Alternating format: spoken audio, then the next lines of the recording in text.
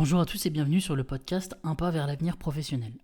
Ce podcast est un projet porté par des jeunes adolescents qui consiste en la mise en place d'interviews de professionnels de différents secteurs d'activité.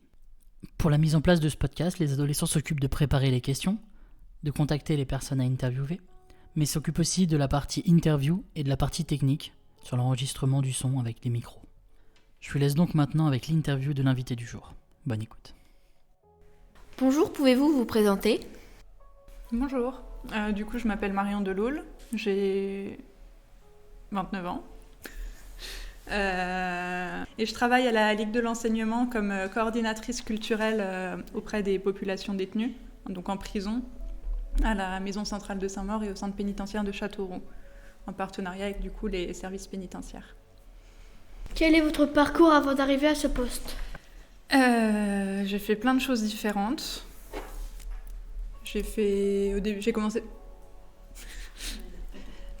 passé un bac scientifique. Après, j'ai fait des études littéraires. Ça n'avait rien à voir.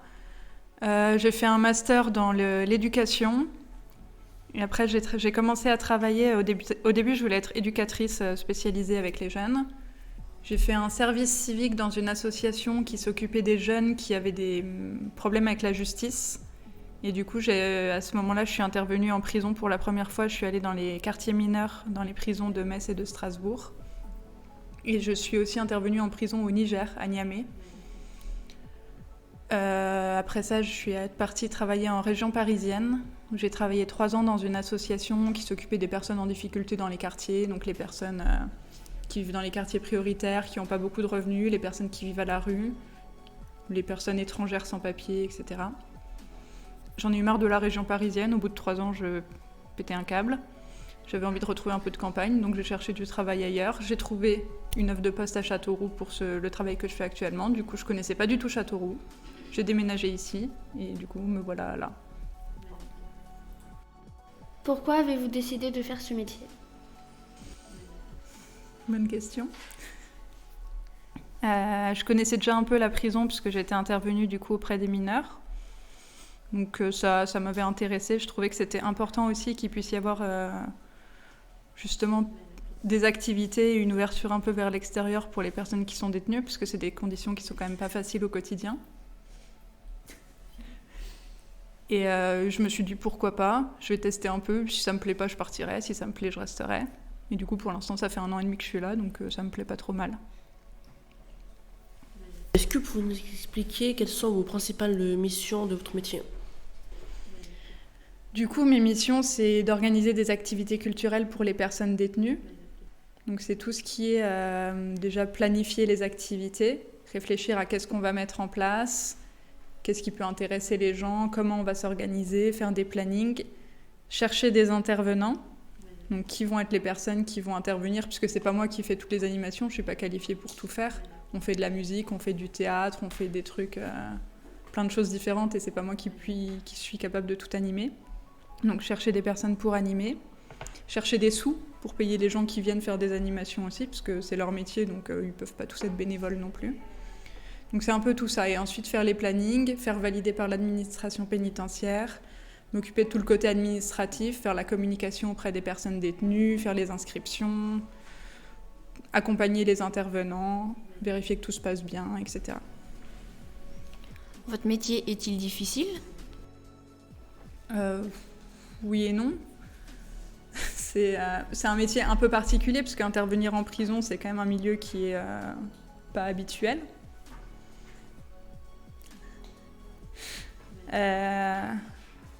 Donc c'est un peu...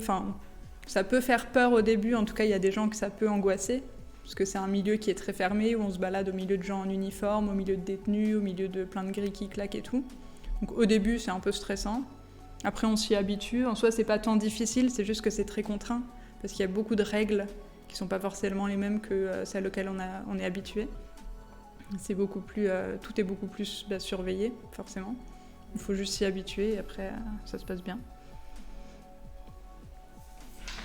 Comment trouvez-vous des idées d'animation à mettre en place ?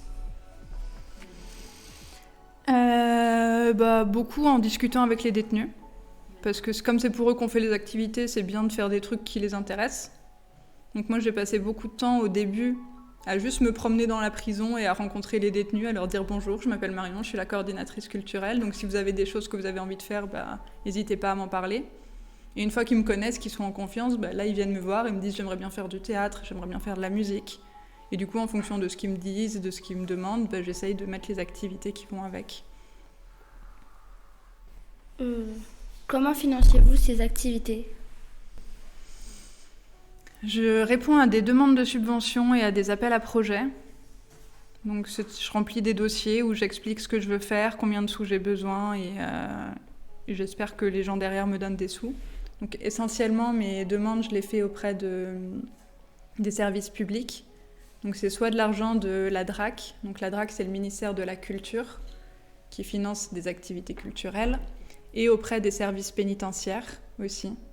Donc mes deux principaux financeurs, c'est le ministère de la Culture, le ministère de la Justice. Et après, j'essaye d'aller chercher des sous un peu ailleurs, partout où je peux en trouver, quand je vois qu'il y a certaines structures qui proposent aussi de donner des sous sur certains types de projets. Par exemple, là, je réponds à un appel à projet de la SACEM. Donc la SACEM, c'est tout ce qui est musique, qui propose de financer des activités, notamment pour les personnes en milieu fermé. Milieu fermé, c'est la prison, ça peut aussi être pour les hôpitaux, etc. Enfin, partout où les gens ne sont pas forcément libres de leur mouvement. Pouvez-vous nous dire qu'est-ce que vous appréciez dans votre métier ?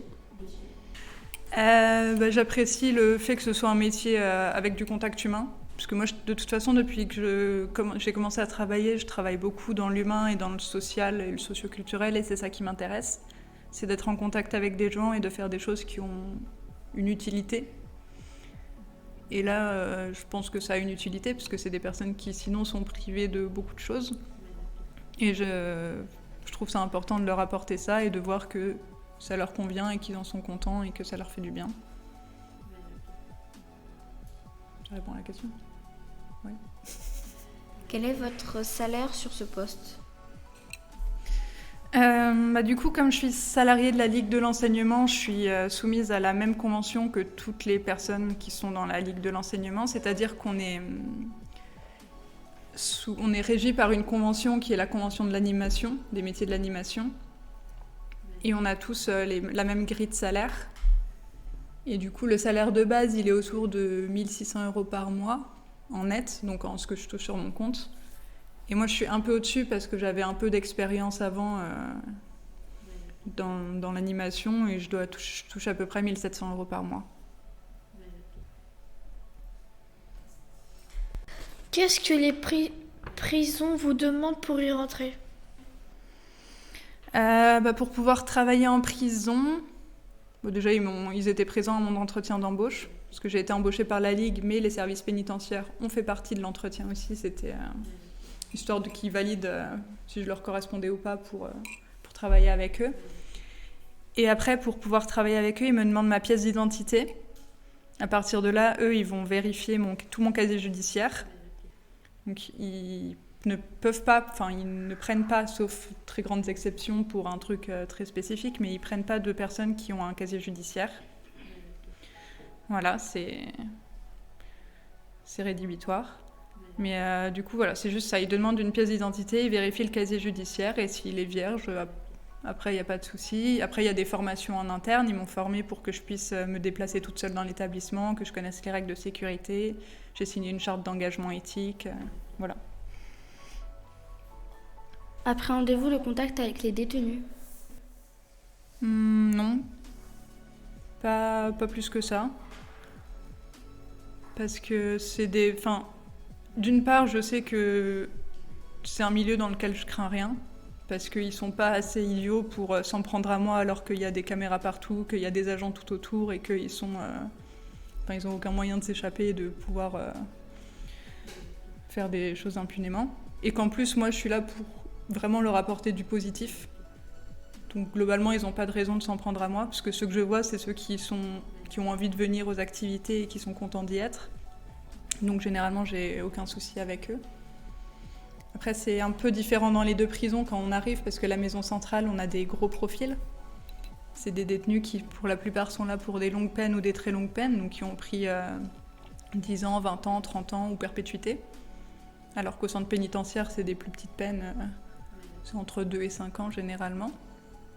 Donc on n'a pas le même rapport et souvent c'est un peu plus impressionnant d'entrer à la maison centrale parce qu'on ne sait pas trop sur qui on va tomber. On se dit ouais, c'est quand même des mecs qui ont fait des sacrés trucs pas cool, quoi. Mais au final, de toute façon, ils ont déjà été jugés, ils ont déjà pris leur peine, donc c'est pas à moi d'avoir à nouveau un jugement sur eux, et j'arrive là-bas en étant à peu près tranquille. Et j'ai aucun problème relationnel avec les détenus, que je vois en tout cas. Il y en a plein que je vois pas, hein. Ceux qui viennent pas en activité, je les connais pas. Peut-être que c'est ceux-là dont je devrais me méfier, mais ça va. Est-ce que vous rencontrez les familles des détenus? Non, pas plus que ça. Des fois, je les croise parce que quand il y a les parloirs, il y a des jours où j'arrive en même temps que les gens qui viennent au parloir, du coup on se croise, mais sinon je connais pas les familles. Avez-vous une anecdote originale à nous raconter? Alors, j'ai plein d'anecdotes, mais est-ce que je peux les raconter? Je sais pas. Une fois, j'ai un mec qui a eu peur d'une sauterelle. C'était au tout début où je travaillais à la maison centrale de Saint-Maur, donc en plus c'est un mec, un gros profil, quoi, qui a fait du crime organisé, etc. Mais c'est un pur Parisien, vraiment citadin, il connaît pas la campagne, c'est pas son milieu.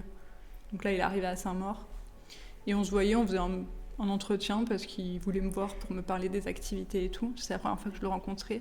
Et c'est un grand mec, hyper baraque, 100 kilos de muscles, qui va à la muscu tous les jours, parce qu'ils sont des salles de muscu aussi. Une grosse cicatrice sur le visage en plus, enfin, bien le profil, quoi. On se dit ouais, un peu impressionnant. Puis on discutait, puis en plus qui se tient bien droit, qui fait le mec baraque en plus, qui en joue. Puis d'un coup je le vois commencer à paniquer, à reculer sur sa chaise, à me montrer un truc du doigt derrière moi en stressant. Je me demande ce qui se passe, je me retourne et j'ai vu juste une sauterelle qui était rentrée dans la pièce et le gars était en panique devant sa sauterelle. Je me suis un peu moquée de lui. Voilà. Après, il s'est remoqué de moi différemment.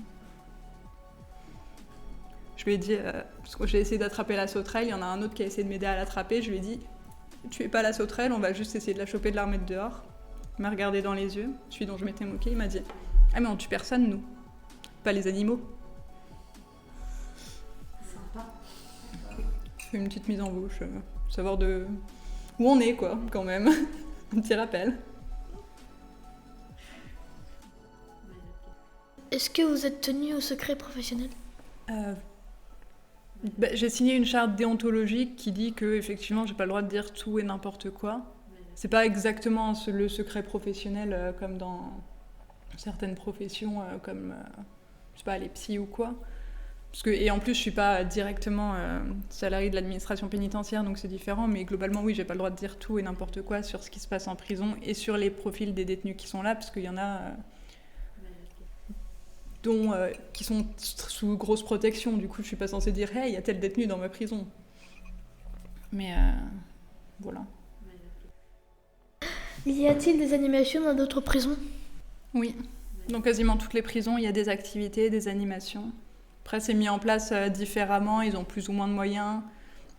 Il n'y a pas toujours une personne dédiée. Donc, quand c'est en interne, c'est beaucoup plus compliqué à mettre en place. Mais oui, normalement, il y en a dans toutes les prisons des activités. Que pensez-vous des prisons aujourd'hui? Vaste sujet. Je pense que les prisons aujourd'hui en France, c'est pas extraordinaire et que c'est pas vraiment le meilleur moyen de lutter contre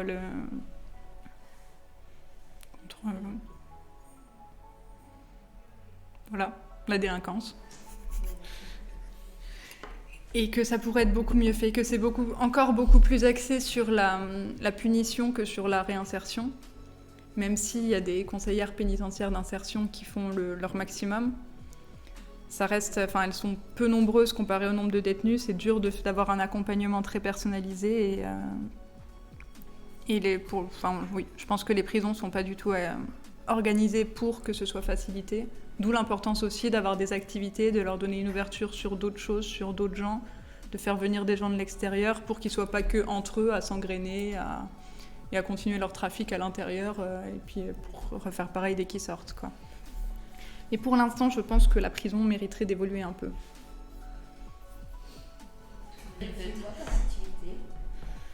On fait des concerts pour la fête de la musique, pour les fêtes de fin d'année.